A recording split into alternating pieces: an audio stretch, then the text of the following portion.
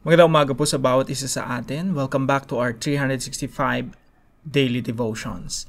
So, gusto ko lang pong batiin si LG Sapio RC Chan. Maraming salamat po sa inyong super thanks. At hello po sa bawat isa sa inyo na umaga kasama na natin dito sa ating Daily Devotion. Now, yung tatalakayin po natin ay patungkol pa rin po sa spiritual hunger for God. Yung pagkagutom sa Diyos. Ngayon po ay fasting week, so talaga nagpa-fasting po tayo. Ibig sabihin po nito, nag-skip muna tayo ng mga meals or meron tayong mga usualing ginagawa na hindi muna natin ginagawa alang-alang sa ating pananalangin. So, ngayon pong week na to, wala muna tayong mga entertainments, no? Hindi muna tayo nanonood ng mga movies, yung mga nagba-browse ng maraming kung ano-ano sa social media. We would like to have more time with God in prayer. So, spiritual hunger for God, 1 week prayer and fasting. So, yung talata po na pag-aaralan po natin ngayong umaga ay patungkol po kay Ana. Si Ana po ay propeta. Sabi po rito sa Luke chapter 2 verse 36 to 37, "There was also a prophet, Anna, the daughter of Penuel, of the tribe of Asher. She was very old. She had lived with her husband 7 years after her marriage, and then was a widow until she was 84. She never left the temple, but worshipped night and day, fasting and praying." Naroon din sa templo ang isang propetang babae na ang pangalan ay Ana, anak ni Phanuel at mula sa lipi ni Asher. Siya'y napakatanda na. 7 taon lamang silang nagsama ng kanyang asawa at ngayon 84 na taon na siyang byuda. Lagi siya sa templo at araw-gabi sumasamba sa Diyos sa pamamagitan ng pag-aayuno at pananalangin. Now, yung sasabihin ng marami, no, possible na sabihin ng marami. Kaya naman ito si Ana nakakapanalangin araw at gabi, laging nandun sa templo, sumasamba, nananalangin, nag-aayuno, kasi hindi naman siya busy tao. So, ngayon pong umaga yung devotion natin patungkol sa pagiging busy. Marami kasi mga tao sinasabi nila, sobrang busy ako ngayong araw, kaya hindi ako makapanalangin, wala akong panahon sa Diyos ngayon. Meron ngang isang tao, no, kausap ko nung mga nakaraan pa. Sabi niya, ay wala akong time dyan, Russell, wala akong time sa mga Bible study. Wala akong time sa mga gathering na yan. Kasi sobrang busy ako. So naisip ko, dapat nga pag sobrang busy ka, dapat mas lalong may time ka sa Panginoon. That's the right perspective. Pag mas lalo kang nagiging busy sa buhay, dapat mas lalo kang lumalapit sa Diyos kasi ang dami mong ipagkakatiwala sa Diyos. So, ang tamang perspective dito, kung si Ana nga hindi busy, let's say siguro wala siyang negosyo, wala siyang pamilya, marahil wala siyang anak. Ang sabi lang rito, wala na siyang asawa. Marahil 60 years, yung 60 years ng buhay niya, ini-spend niya talaga doon sa templo. Kasi 84 na siya dito. 7 years silang nagsama ng asawa niya. Marahil nag-asawa siya, let's say, teenager. Kasi normally, during that time, teenager pa lang, may asawa na. Parang si Mary. Si Mary siguro, baka wala pang 15, nag-asawa na I'm not sure. Pero usually, during that time, pag teenager ka na, ready ka na mag-asawa.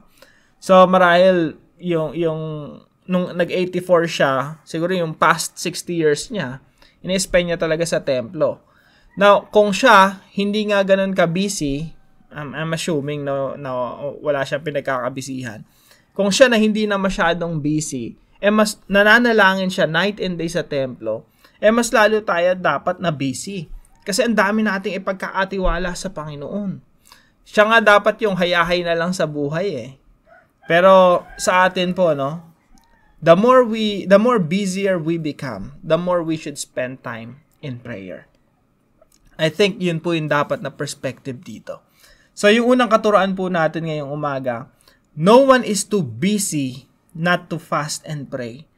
Walang tao dito sa mundo na sobrang busy na pwede niyang sabihin na wala na akong panahon sa Diyos. Walang taong dapat ang magsabi ng ganon. Isipin niyo, God is the creator of all things. God created even time.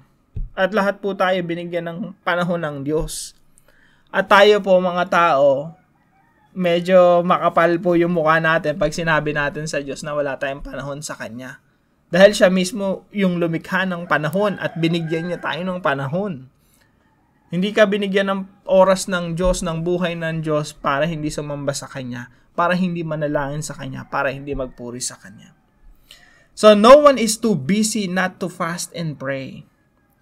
Number 2 po, time, place, and situation must not hinder us to pray, fast, and worship. Yung kakulangan daw ng panahon, yung siguro wala akong lugar para manalangin, para sumamba sa Panginoon. Siguro ang daming tao sa bahay namin, tapos wala akong sariling kwarto. Hindi ho excuse yun para hindi tayo manalangin o sumamba sa Panginoon o magpuri sa Panginoon o mag-fasting. O yung sitwasyon man natin sa buhay, kung gaano man tayo ka-busy. Time, place, and situation must not hinder us to pray, fast, and worship. Kaya po, isipin nyo pong mabuti, kung ikaw sobrang busy mo kasi CEO ka, edi mas lalo kang dapat manalangin sa Panginoon, magpasalamat sa Panginoon sa mga opportunities na binigay niya sa iyo. Mas lalo ka dapat dumepende sa Panginoon kasi CEO ka, di ba? Mas marami kang responsibilidad, mas lalo kang lumalapit sa Diyos para humingi ng tulong, para humingi ng gabay sa Diyos. Hindi yung pagiging CEO mo, hindi yung pagiging kawalan mo ng panahon ang siyang maging dahilan dapat na hindi ka na lumapit sa Diyos.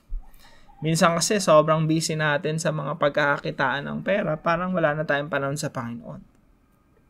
Yung pinagkakakitaan natin, yan nga yung dapat naglalapit sa atin sa Panginoon upang mas lalo pa tayong humingi ng tulong sa Diyos upang mas ma-manage natin yung pinagkakatiwala niya sa atin. Minsan yung blessing dapat minsan para sa ibang tao yung blessing naglalayo sa atin sa Diyos Hindi totoong blessing 'yan. Ang totoong blessing pag pinagpala ka ng Panginoon, mas lalo ang napapalapit sa Kanya. Pag pinagpala ka ng Diyos ng pagkakabisihan, dapat yung pinagkakabisihan mo na yun, mas lalong maglapit sa iyo sa Panginoon. Pag mas dumadami ang iyong responsibilidad, mas lalo kang lumalapit sa Panginoon. Alalahanin po natin yung sinabi ni Martin Luther, no? I have so much to do that I shall spend the first 3 hours in prayer. Napakaganda, no? Napakagandang perspective. Sabi niya, ang dami kong dapat gawin ngayong araw. Ang dami kong task. Ang dami kong things to do, no? Na kailangan kong spend yung first 3 hours ko sa pananalangin. Yan yung tamang perspective. Sobrang busy ko ngayon na dapat simulan ko yung araw ko sa pananalangin. Now, pangatlong katuruan po natin, fasting is not suffering but enjoying God's presence. No? Yung fasting po, hindi po ito pagdurusa, hindi po ito parang nagpepenitensya ka, no? Hindi po ito suffering. Ito po ay enjoying the presence of God. Parang sinasabi mo sa Panginoon, Lord, na-enjoy ko yung pagkain. Sarap ng pagkain Lalo na pag nagpa-fasting ka, sobrang sarap talaga ng pagkain. Kahit anong pagkain nasa harapan mo, pag gutom na gutom ka, masarap yan. Pero yung fasting po, hindi yan suffering Basically, sinasabi mo sa Diyos, Lord, ang sarap pong kumain. Pero mas masarap sa iyong presensya. Kaya unahin kita. Lord, masarap manood ng mga movies. Masarap mag-browse na sa social media. Pero mas gusto ko yung presensya mo. So, fasting is not suffering but enjoying God's presence. Kung na-enjoy mo yung social media, pag nagpa-fasting ka, sinasabi mo sa Panginoon, Lord, mas na-enjoy kita. Kaya unahin kita.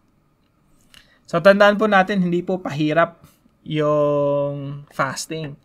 Kaya po si Ana, nagpa-fasting siya, nagpupuri siya sa Panginoon night and day, hindi siya umaalis sa templo kasi sobrang enjoy niya si Lord. So, I hope and pray na yun rin po ang nararanasan natin sa ating mga fasting, sa ating pong pakikipagniig sa ating mga pananalangin. Now, ito po yung application po natin sa pinag-aaralan po natin. Number 1, intensify your prayer when you are busy. Mas lalo nga dapat naging intense yung ating pananalangin pag tayo ay busy.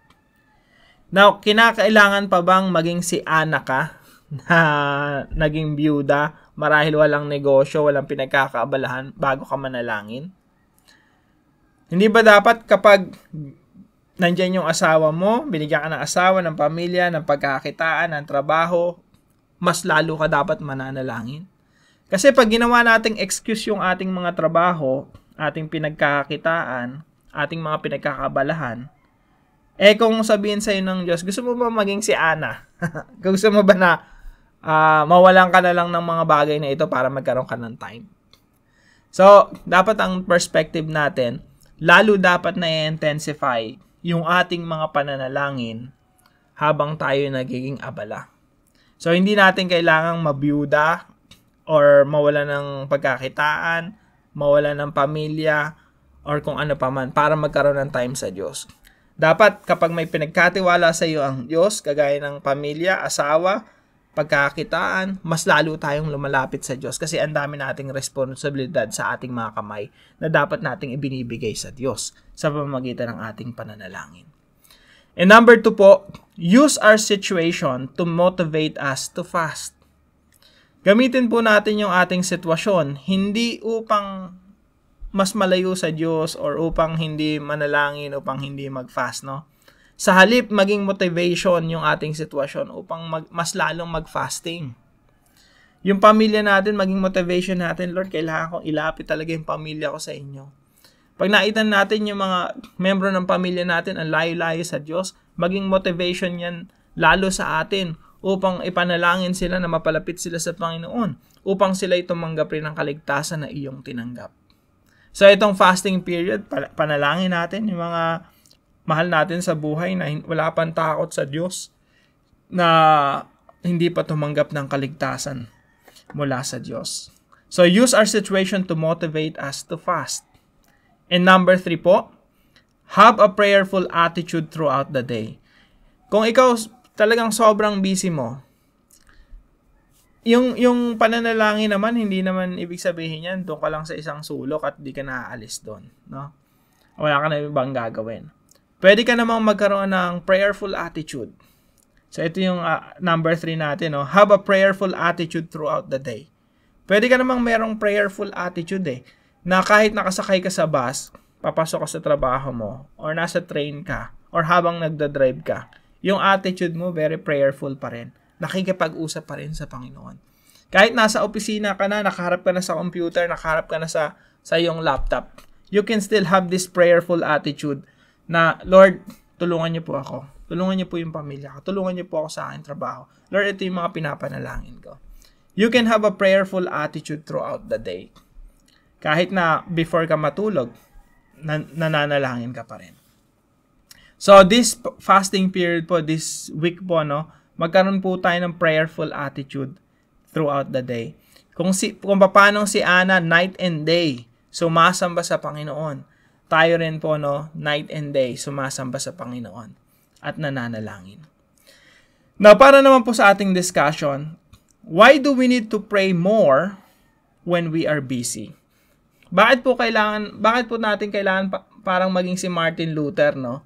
I have so much to do that I shall spend the first 3 hours in prayer. Ang dami kong dapat gawin ngayong araw na kinakailangan kong mas lalong manalangin at makipagniig sa Diyos. Para naman po sa ating panalangin, Lord God, thank you for granting me time to fast and pray. Pasalamat tayo sa Panginoon kasi lahat po tayo mayroong 24 oras sa loob ng isang araw.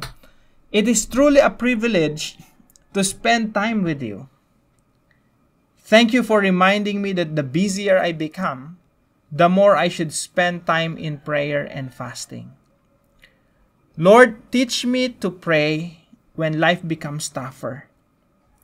Guide me to rely on your wisdom and strength whenever I have a lot of tasks ahead of me. In Jesus' name. Mas lalo po tayong lumapit sa Panginoon, mas lalo po tayong humingi ng gabay sa Panginoon whenever we are busy. Pag busy po tayo, ibig sabihin marami tayong responsibilidad. At pag marami po tayong responsibilidad, mas lalo tayong dapat lumapit sa ating Diyos. So, isama po natin ito sa ating mga panalangin. At gusto ko lang po magpasalamat sa ating katuwang sa devotion natin ngayong umaga. Yung ating Tres Marias, no? Yung triple R natin. Maraming salamat po sa inyo. Pagpalain kayo ng ating Panginoon. At kung kayo po ay may natutunan sa devotion natin na ito, ipalam nyo po sa comment section right below this video. And please share this devotion to your family and friends. Yun lamang po, pagpalain po kayo ng ating Panginoon, lalo na ngayong fasting week natin. At see you po tomorrow 5 a.m. dito sa ating daily devotion. God bless you po.